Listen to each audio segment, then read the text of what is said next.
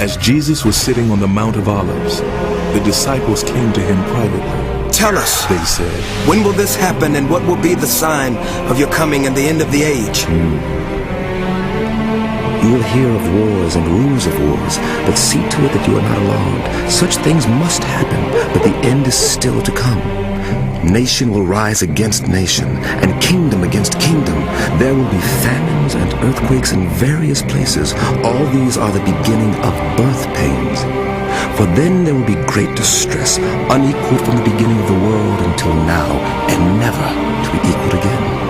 If those days had not been cut short, no one would survive. Immediately after the distress of those days, the sun will be darkened, and the moon will not give its light. The stars will fall from the sky, and the heavenly bodies will be shaken. At that time, the sign of the Son of Man will appear in the sky. When you see all these things, you know that it is near, right at the door. Truly, I tell you, this generation will certainly not pass away until all these things have happened. Heaven and earth will pass away, but my words will never pass away. As it was in the days of Noah, so it will be at the coming of the Son of Man. They knew nothing about what would happen until the flood came and took them all away. That is how it will be at the coming of the Son of Man. Therefore keep watch, because you do not know on what day your Lord will come.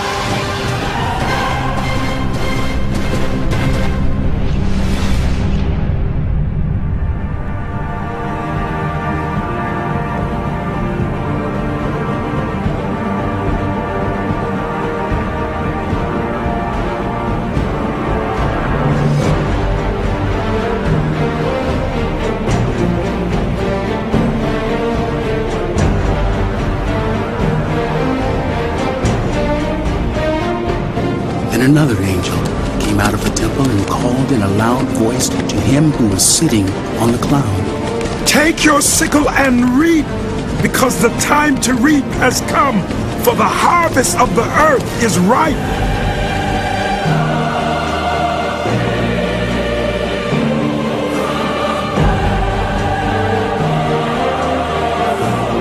I looked, and there before me was a pale horse. Its rider was named Death, and Hades was following close behind him.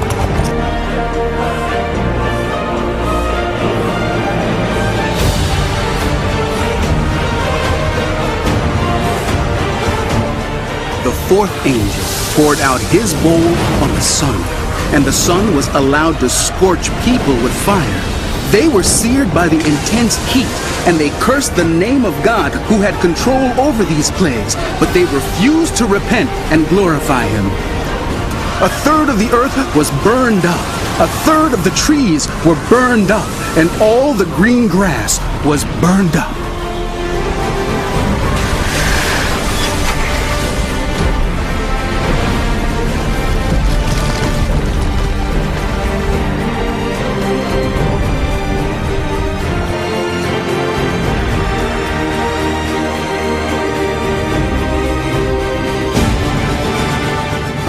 Then there came severe earthquake. No earthquake like it has ever occurred since the human race has been on earth. So tremendous was the quake. The great city split into 3 parts, and the cities of the nations collapsed. Every island fled away, and the mountains could not be found. From the sky, huge hailstones, each weighing about 100 pounds, fell on people, and they cursed God on account of the plague of hail, because the plague was so terrible. Above all, you must understand that in the last days, day of the Lord will come like a thief. The heavens will disappear with a roar. The elements will be destroyed by fire, and the earth and everything done in it will be laid bare.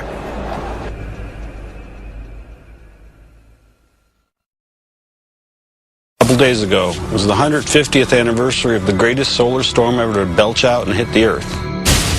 Back then, didn't do much. Made the northern lights sparkle plenty and made telegraph wires burn a little bit. But today, if we were hit by that same size solar storm, the entire electrical power grid would be knocked out. Of the United States? Of the United States, at least. According to the National Academy of Sciences, not just me, Governor, the National Academy of Sciences, which is the closest thing we have to a Supreme Court of scientific opinion in this world, up to 130 million people would be without electricity for months or years. We would lose basic security, emergency telecommunications, fresh water, because the pumps are electric, and we are vulnerable. And you're predicting that that is going to happen at what point in time? 2012. Lawrence Joseph is not exaggerating. Incredibly, NASA's own studies are in line with ancient predictions. This is the report. It includes opinions from experts around the world. It concludes that solar storms could lead to a cascade of catastrophe.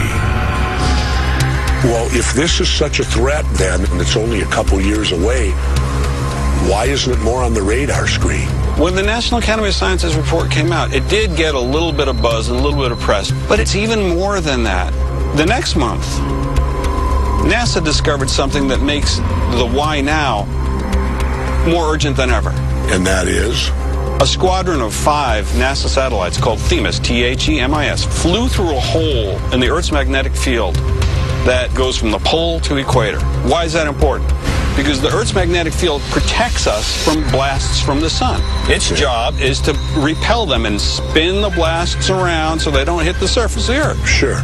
Except that this group of satellites found, much to everyone's surprise, that there's this giant hole in the Earth's magnetic field. It's like the shields are down, Scotty. They're supposed to be up, but they're down. Again, no exaggeration. December 2008. NASA reports its THEMIS spacecraft have discovered a giant breach in the magnetosphere, 10 times larger than any thought to exist. And that's the Earth situation right now? The shields are down? It is.